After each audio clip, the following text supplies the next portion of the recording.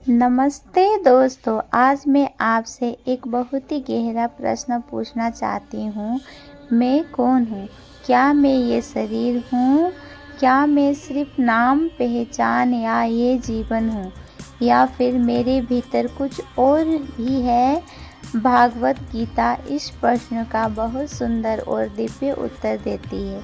आइए हम सब मिलकर समझने की कोशिश करते हैं गीता के अनुसार कि मैं कौन हूँ। शरीर और आत्मा का अंतर। ठीक है, तो गीता कहती है मनुष्य सिर्फ शरीर नहीं बल्कि एक आत्मा है। तो इससे मतलब हुआ कि हम एक आत्मा है। ये शरीर तो निश्चय है एक दिन बूढ़ा होगा और नष्ट हो जाएगा। हम सब एक दिन तो नष्ट होंगे, लेकिन जो हमारे भीतर की आत्मा है वो कभी नष्ट नहीं होगी। भगवान श्री कृष्ण कहते हैं जैसे मनुष्य पुराने कपड़े छोड़कर नए कपड़े पहनते हैं, वैसे ही आत्मा पुराने शरीर को छोड़कर नया शरीर धारण करता है। तो हमारा जो आत्मा है वो नया शरीर धारण करता है। जो हमें ये शरीर मिला है ये तो एक ना एक दिन बूढ़ा होना ही है, एक ना एक दिन हमको मरना है। लेकिन जो हमारे अंदर की आत्मा है वो ना कभी मरता है, ना कभी कोई जला सकता है और ना कोई हवा बैर कुछ छू सकता है। वो अजर और अनंत है। तो हमारा ये शरीर ही नष्ट होता है, बाकी आत्मा कभी ना मरता है ना जन्म लेता है। सोचिए, हम खुद को अक्सर शरीर मान लेते हैं। ठीक है, अगर हम तो शरीर मानते हैं, लेकिन ये शरीर तो है, लेकिन इसके अंदर जो आत्मा है वो परमात्मा का अंश है, वो कभी मरता नहीं है। चलो ठीक है, सोचिए हम खुद को एक शरीर मान लेते हैं। मैं सुंदर हूँ, मैं गरीब हूँ, मैं अमीर हूँ, लेकिन असल में ये सब शरीर की पहचान है।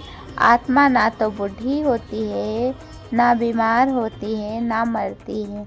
आत्मा की असली पहचान गीता में कहा गया है, आत्मा कोई हथियार काट नहीं सकता। आत्मा को कोई हथियार काट नहीं सकता, आग जला नहीं सकता, पानी गला नहीं सकता और हवा सुखा नहीं सकता। आत्मा तो अजर अमर और शाश्वत है। आत्मा को समझने के लिए उदाहरण सोचिए।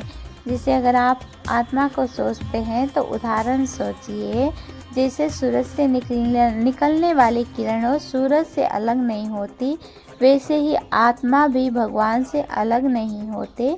हम आत्मा है और भगवान हमारे मूल स्रोत है। तो फिर चलिए मैं बोलती हूँ मैं कौन हूँ का उत्तर स्पेशल ये ध्यान से सुनिए कि आप कौन हो, मैं कौन हूँ। तो गीता के अनुसार मैं शरीर नहीं बल्कि आत्मा हूँ।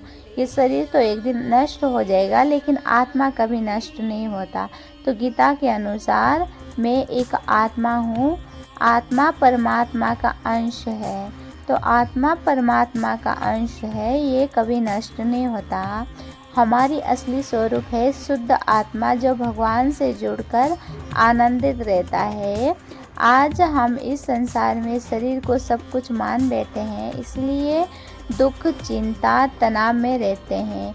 लेकिन अगर हम समझ ले कि हम आत्मा है और हमारा असली काम है भगवान से जुड़ना, तो जीवन बदल सकता है। ठीक है, तो जीवन का असली उद्देश्य यही है। भगवान श्री कृष्ण ने गीता में कहा है, मुझ में मन लगाओ, मेरी भक्ति करो, मुझे याद करो और मेरी शरण में आओ, तभी तुम्हें शांति मिलेगी। क्योंकि यह आत्मा तो भगवान का अंश है। जो भगवान का अंश रहता है वो भगवान के पास ही उसको शांति मिलता है। दुनिया की कोई भी आपको कितना भी बड़ा खुशी मिले, लेकिन वो आपको कभी शांत नहीं कर सकता। आज अगर आपको किसी चीज़ की कमी है, अगर वो चीज़ आपको पूरा हो जाता है, तो आगे चल के आपका मन सोचता है कि हाँ मेरे पास वो भी होता, वो भी होता, इतना धन होता।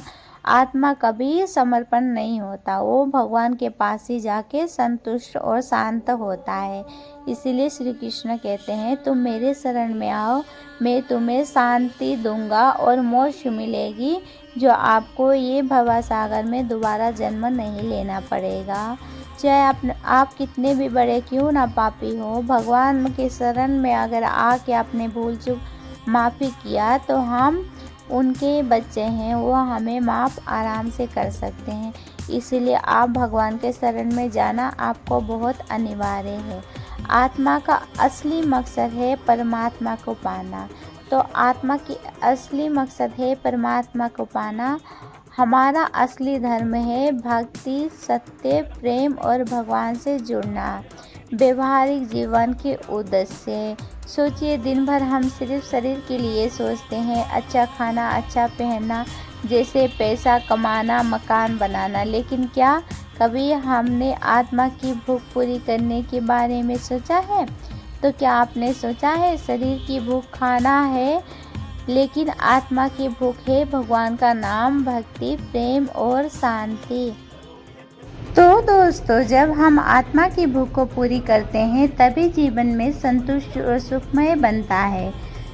ठीक है, तो दोस्तों आज आपने सुना कि गीता में हमें क्या सिखाती है। तो गीता कहती है मैं शरीर नहीं, मैं आत्मा हूँ। ठीक है, आप भी शरीर नहीं हो, आप आत्मा ही हो। और आत्मा का असली धर्म है भगवान और परमात्मा से जुड़ना। ठीक है, भगवान से आप जुड़ना। जब आप भगवान से जुड़ोगे तभी आपके मन को शांति मिलेगा। ठीक है, अब आप खुद से पूछिए, क्या मैं सिर्फ शरीर हूँ? आप क्या सिर्फ शरीर हो या फिर साक्षात आत्मा हो जो भगवान का अंश है? अगर आप आत्मा है तो आत्मा का असली उद्देश्य है भगवान की भक्ति, सत्य मार्ग और प्रेम से जीवन का जीना। ठीक है, यही जीवन को सफल बनाता है। यही गीता का सच्चा उद्देश्य है। धन्यवाद।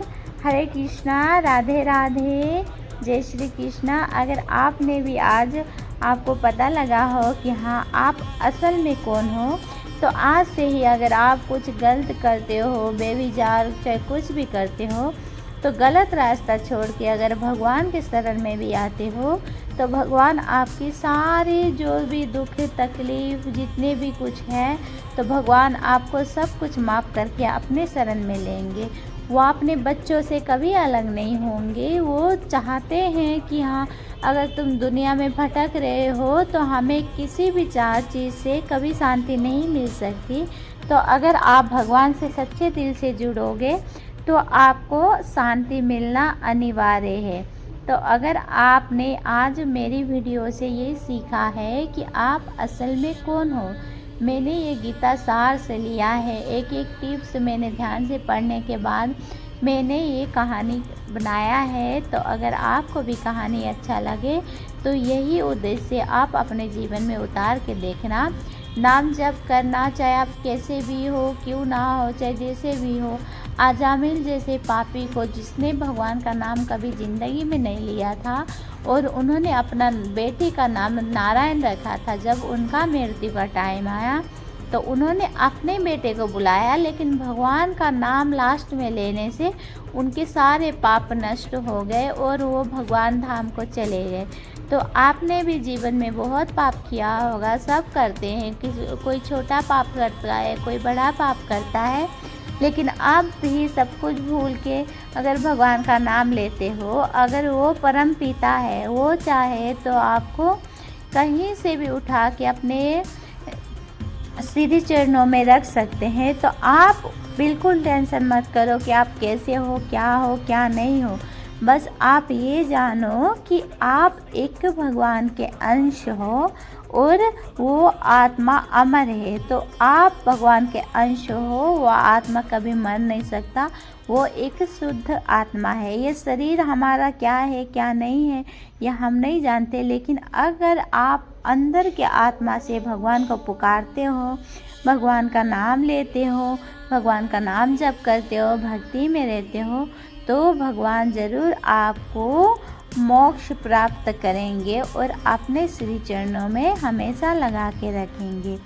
तो दोस्त, आज की कहानी मैं यहीं ख़त्म करती हूँ, बाकी वीडियो बनाऊँगी नेक्स्ट दिन। राधे राधे, जय श्री कृष्ण, जय श्री राधे, हर हर महादेव, जय जय श्री राम।